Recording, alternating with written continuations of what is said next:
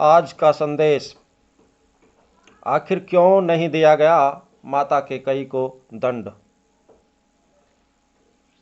वनवास समाप्त हुए वर्षों बीत गए थे। प्रभु श्री राम और माता सीता की कृपा छाया में अयोध्या की प्रजा सुखमय जीवन जी रही थी। युवराज भरत अपनी कर्तव्य परायणता और न्यायप्रियता के लिए ख्यात हो चुके थे।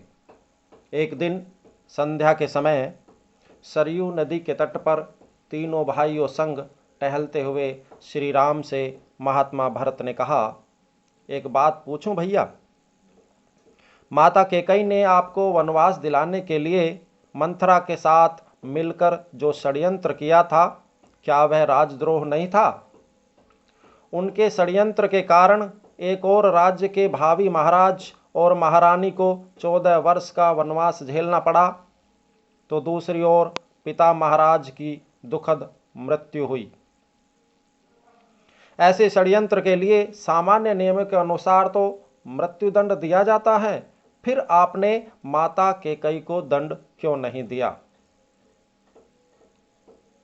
राम मुस्कुराए, बोले, जानते हो भरत, किसी कुल में एक चरित्रवान और धर्मपरायण पुत्र जन्म ले ले तो उसका जीवन उसके असंख्य पीढ़ी के पितरों के अपराधों को प्रायश्चित कर देता है। जिस माँ ने तुम जैसे महात्मा को जन्म दिया हो, उसे दंड कैसे दिया जा सकता है? हे भरत। भरत संतुष्ट नहीं हुए, कहने लगे, यह तो मोह है भैया, और राजा का दंड विधान मोह से मुक्त होता है। एक राजा की तरह उत्तर दीजिए कि आपने माता को दंड क्यों नहीं दिया। समझिए कि आपसे यह प्रश्न आपका अनुज नहीं, अयोध्या का एक सामान्य नागरिक कर रहा है। राम गंभीर हो गए। कुछ क्षण के मौन के बाद कहा, हे भरत, अपने सगे संबंधियों के किसी अपराध पर कोई दंड न देना ही इस सृष्टि का कठोरतम दंड है। माता कैकेयी ने अपनी एक भूल का बड़ा कठोर दंड भोगा है।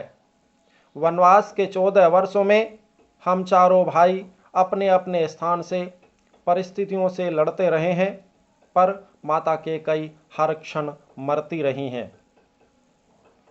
अपनी एक भूल के कारण उन्होंने अपना पति खोया, अपने 4 बेटे खोए, अपना समस्त सुख खोया, फिर भी वे उस अपराध बोध से कभी मुक्त न हो सकीं। वनवास समाप्त हो गया तो परिवार के शेष सदस्य प्रसन्न और सुखी हो गए, पर वे कभी प्रसन्न न हो सकीं।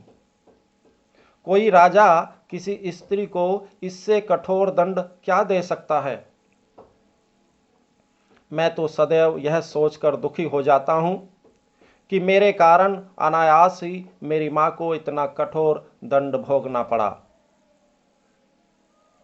राम के नेत्रों में जल उतर आया और भरत आदि भाई मौन हो गए थे।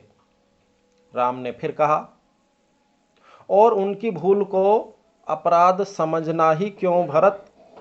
यदि मेरा वनवास न हुआ होता तो संसार भरत और लक्ष्मण जैसे भाइयों के अतुल्य भ्रातृ प्रेम को कैसे देख पाता? मैंने तो केवल अपने माता पिता की आज्ञा का पालन मात्र किया था, पर तुम दोनों ने तो मेरे स्नेह में 14 वर्ष का वनवास भोगा। वनवास न होता तो यह संसार सीखता कैसे कि भाइयों का संबंध होता कैसा है? भरत के प्रश्न मौन हो गए थे। वे अनायास ही बड़े भाई से लिपट गए। आभार। मित्रों, हमारा व्यवहार गणित के शून्य की तरह होना चाहिए, जो स्वयं की कीमत ना रखता हो, लेकिन दूसरों के साथ जुड़ने पर उसकी कीमत बढ़ा देता है। पाठकों को यह लेख पसंद आए तो अन्य पाठकों को भी भेजें। ऐसे ही प्रेरणादायक, प्रोत्साहन प्रसंग, रोचक जानकारी, कहानी, जीवनी, इतिहास और मार्गदर्शन संबंधी लेखों को पढ़ने और सुनने के लिए हमारे YouTube चैनल को सब्सक्राइब करें। आभार। नमस्कार।